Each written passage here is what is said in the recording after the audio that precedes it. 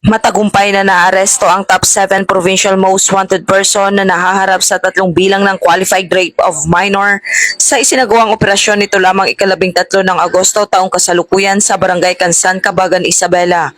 Kinilala ang naarestong suspect na si alias RC, 34 anyos, security guard at residente ng Barangay Caloocan, Cabanatuan, Isabela. Isinagawa ang operasyon ng pinagsanib na pwersa ng mga tauhan ng Cabanatuan Police Station, katuwang ang Regional Tracker Team ng RID2, PIT Isabela West, RIU2 at PIU IPPO at naaresto ang suspect sa bisa ng warrant of arrest na walang inirekomendang piyansa at kasalukuyang nasa kustodiya ng Cabanatuan Police Station para sa kaukulang turnover sa korte na pinagmulan ng warrant.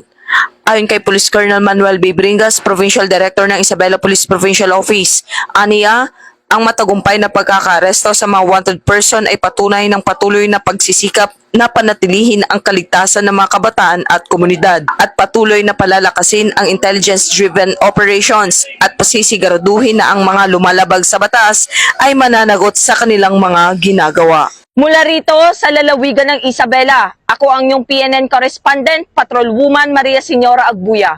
Bagong PNP para sa bagong Pilipinas na may serbisyong mabilis, tapat at nararamdaman.